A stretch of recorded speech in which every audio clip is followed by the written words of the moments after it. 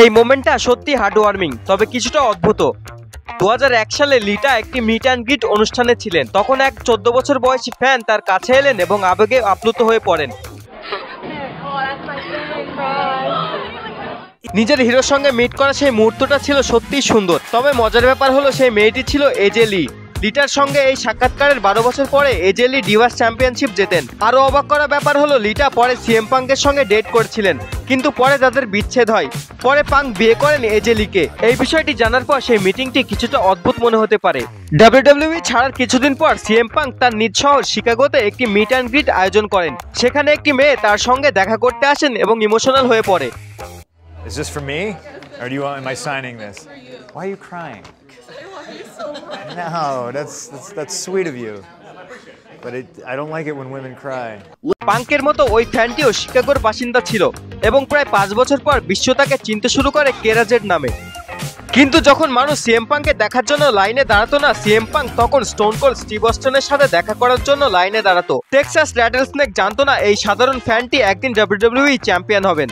90-এর দশকের শুরুতে Brett heart তার নিজস্ব দেশ কানাডায় একটি টক শোতে উপস্থিত ছিলেন। একজন কানাডিয়ান রেসলার তাকে সেখানে উপস্থিত হতে সহায়তা করেছিলেন যাতে তিনি হিটম্যানের কাছ থেকে ডাব্লিউডাব্লিউতে সাইন হওয়ার জন্য পরামর্শ নিতে পারেন।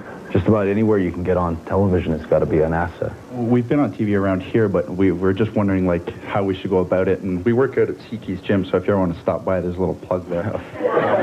19 বছর বয়সী এজ সেই পরামর্শটি ভালোমতো মনে রেখেছিলেন এবং প্রায় 5 বছর পর রেড হার্ট সুপারস্টার তার ডাব্লিউডাব্লিউই ডেবিউ করে। আরো বাজে বিষয় হচ্ছে এজ কিছু বছর পরে ব্রেট হার্টের মতো একই অবস্থায় ছিলেন যখন তিনি একটি ছবি তোলেন ইয়াং জনি গার্গানোর সাথে। একটি ডাব্লিউডাব্লিউই শোতে আরিনার মধ্যে হাঁটার সময় নাটালিয়া একটি 13 বছর বয়সী ফ্যানের সঙ্গে কথা বলছিলেন, যার কাছে তার জন্য একটি প্রশ্ন ছিল।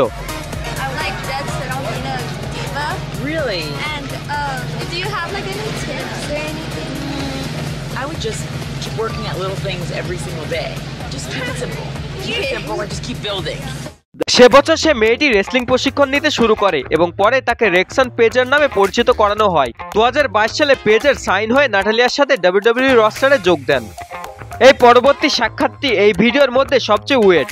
টিনেজ রিকোশেট তার হিরো ট্রিপল এইচের সঙ্গে সাক্ষাৎ করতে এসেছিলেন এবং তাদের তোলা ছবি, হ্যাঁ হাস্যকরভাবে যখন তারা আবার মিট করেছিল তাদের দুজনের মাথার চুল সব গালে চলে এসেছিল।